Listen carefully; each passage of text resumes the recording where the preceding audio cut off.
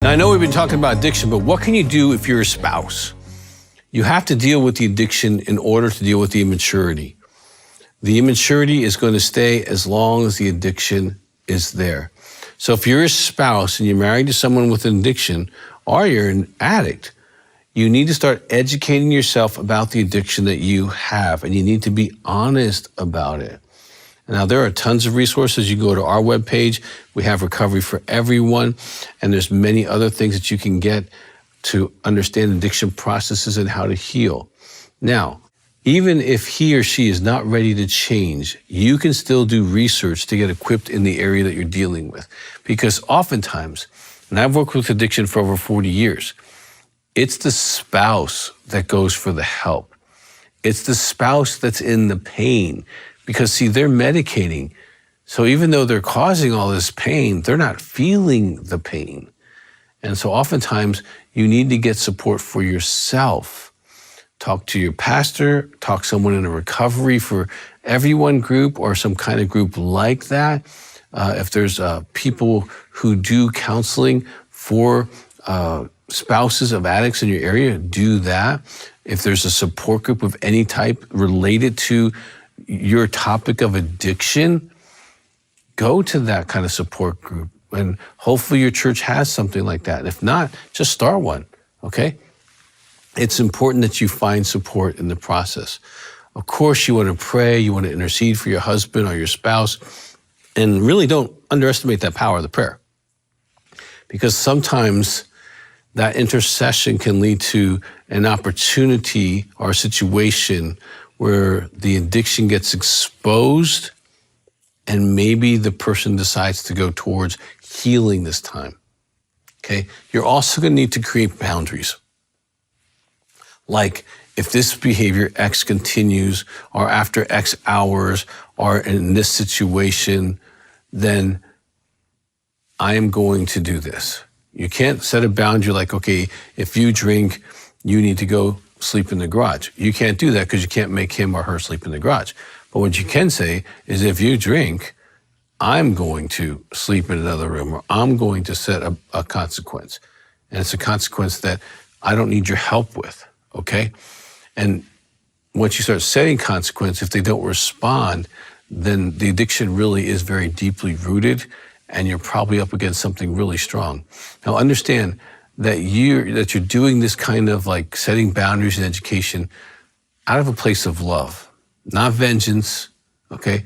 So that you can have a mature adult response and your kids can have an adult, at least you, and hopefully if they choose to heal, the other person can become adult rather quickly. I mean, they can do our book called Emotional Fitness. They can learn how to do their emotions. Okay, there's lots of tools that we have that they can get better. All right, now remember, controlling or trying to control the situation is not going to help. Don't continue taking on the role of being mommy. Okay, you can confront the situation. If it needs professional help, start looking for your options. You don't want to be the mommy.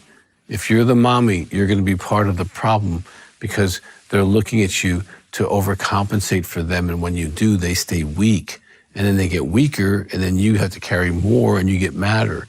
You don't want to be in that cycle. And grieving is going to be part of the process as you go down the road on this. Okay, if an addiction's been going on for years and years or decades, it's going to be important that the addict goes through grief. I would say they definitely would want to go through counseling, get into support groups, find out why they are addicts so they can stop. And as they work through the challenges, okay, just continue to support them in the process. Now, sometimes it can feel like the addiction has taken over your marriage, but it's crucial to remember that you are still partners.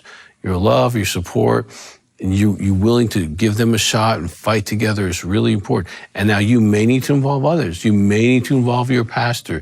You may need to involve other people to help this move down the road. And acknowledge the small wins. If they go to counseling, if they go to support groups, if they, get the workbooks, say, that's great, honey.